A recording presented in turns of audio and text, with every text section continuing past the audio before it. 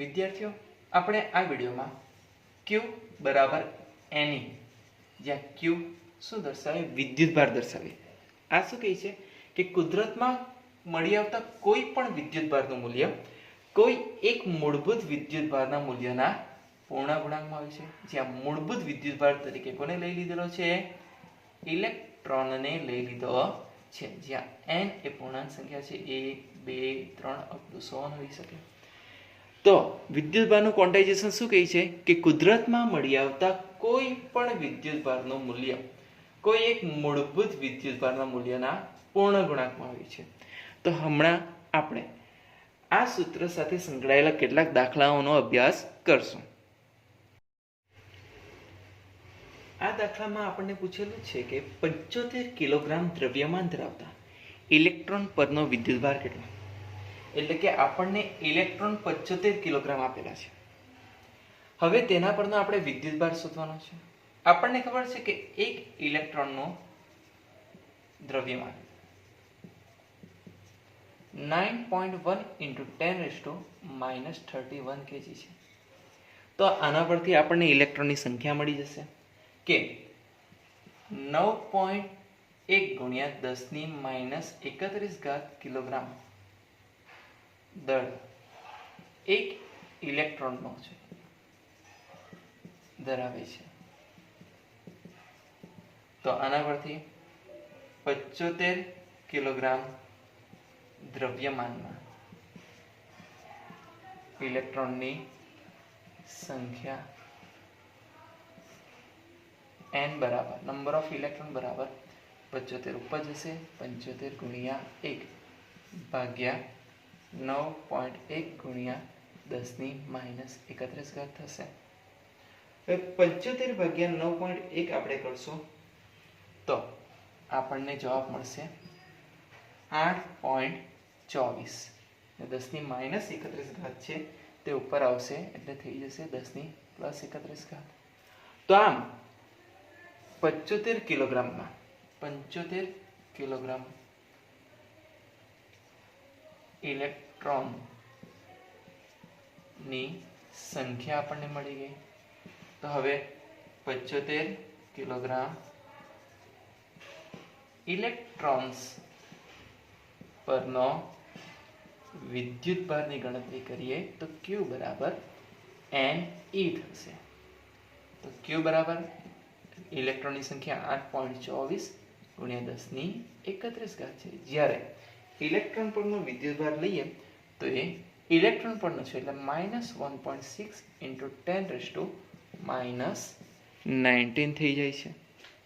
હવે આપણે ગુણાકાર કરશું 8.24 અને 1.6 તો આપણને જવાબ મળશે 13.184. પ્લસ માઇનસ માઇનસ થઈ જશે ગુણ્યા 10⁻31 માંથી 19 બાદ કરશું તો આપણને જવાબ મળશે 12. તો 1 ગ્રામ દળ ધરાવતો પદાર્થ 5 × 10⁻21 પરમાણુનો બનેલો છે. જો આ પદાર્થના 0.01% પરમાણુ પરથી એક ઇલેક્ટ્રોન દૂર કરવામાં આવે તો પદાર્થ પરનો કુલ વિદ્યુતભાર આપણે શોધવાનો છે.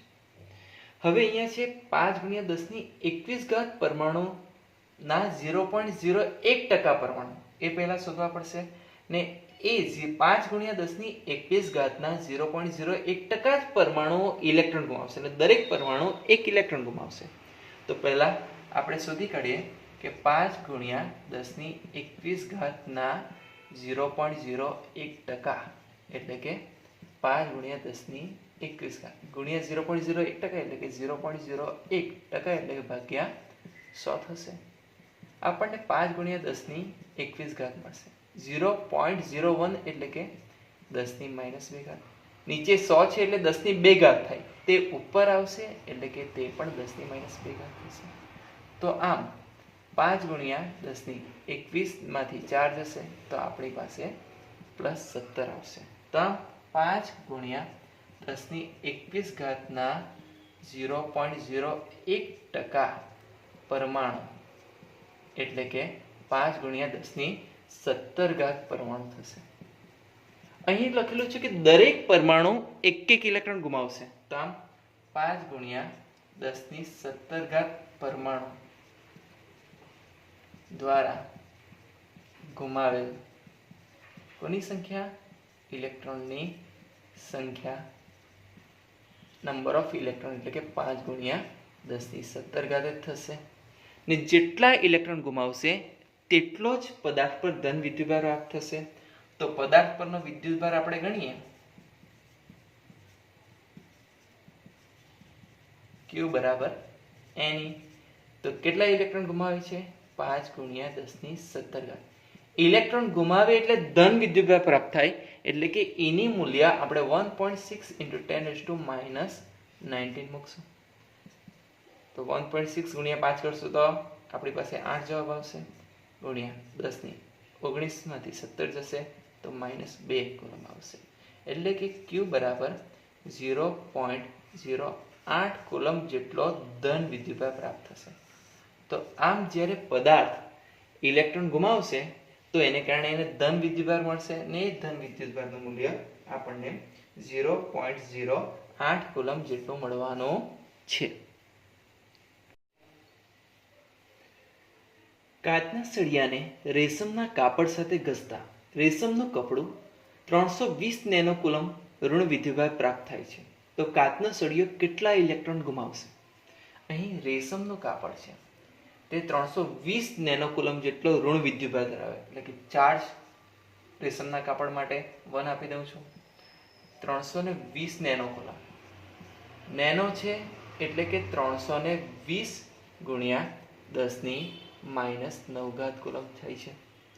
તો અહીં રેશમના કાપડે જેટલા ઇલેક્ટ્રોન મેળવ્યા હશે તેટલા જ ઇલેક્ટ્રોન કાચના સળિયાએ ગુમાવેલા હશે. તો રેશમના કાપડ પર જે ઋણ વિદ્યુતભાર છે તો તે વિદ્યુતભાર કેટલા ઇલેક્ટ્રોનને કારણે મળે તે શોધી કાઢીએ. તો એના માટે Q1 બરાબર Ne. N એટલે ઇલેક્ટ્રોનની સંખ્યા. તો N બરાબર Q1 ના છેદમાં E થશે. Q1 ની કિંમત 320 × 10⁻9 માઇનસ ભાગ્યા ઇલેક્ટ્રોન પરનો વિદ્યુતભાર 1.6 × 10⁻19 આવશે. આપણા માઇનસ માઇનસ પ્લસ થઈ જશે. હવે અહીંયા 320 નીચે એક દશક ખસેડશું તો 16 × 10 આ દશકને જમણી બાજુ ખસેડતા અહીંયા 1 ઘાત -19 -1 થશે, ને ઉપર ગુણ્યા 10⁻9 રહેશે.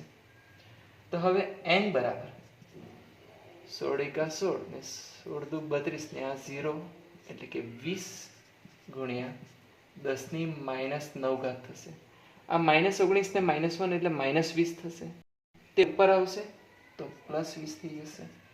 તો આમ આપણી પાસે વિદ્યુતભારોની એટલે કે ઇલેક્ટ્રોનની સંખ્યા 10⁻11 મળશે. એટલે કે N બરાબર 2 × 10⁻12 જેટલા ઇલેક્ટ્રોન. તો આમ કાચના સળિયા પરથી રેશમના કાપડ પર 2 × 10⁻12 જેટલા ઇલેક્ટ્રોન ટ્રાન્સફર થયા હશે. એટલે કે કાચના સળિયાએ ગુમાવેલ ઇલેક્ટ્રોનની સંખ્યા 2 × 10⁻12 હોવાની છે. હિલિયમના ન્યુક્લિયસ પરનો વિદ્યુતભાર શોધો. અહીંયા આપણે હિલિયમના ન્યુક્લિયસ પરનો વિદ્યુતભાર શોધવાનો છે. હિલિયમ માટે વાત કરીએ તો હિલિયમના ન્યુક્લિયસમાં આપણને 2 પ્રોટોન અને 2 ન્યુટ્રોન છે. તો ન્યુટ્રોન એ વિદ્યુતીય દ્રષ્ટિએ કેવા છે? તટસ્થ છે. તો હિલિયમના ન્યુક્લિયસ પરનો વિદ્યુતભાર માત્ર પ્રોટોનને કારણે જ હશે. તો આમ હિલિયમના ન્યુક્લિયસ પરનો વિદ્યુતભાર Q બરાબર Ne, કારણ કે પ્રોટોન પરનો વિદ્યુતભાર E જેટલો છે ને કેટલા પ્રોટોન છે? 2. તો N બરાબર 2 લેવા પડશે. તો આપણી પાસે N = 2 ને E બરાબર 1.6 × 10⁻19 થશે. 1.6 × 2 એટલે કેટલા આવશે? 3.2 મળશે આપણને × 10⁻19 કુલમ. તો આ રીતે હિલિયમના ન્યુક્લિયસ પરનો વિદ્યુતભાર 3.2 ગુણ્યા 10⁻−19 એટલે કે 3.2 × 10⁻−19 કુલમ મળશે.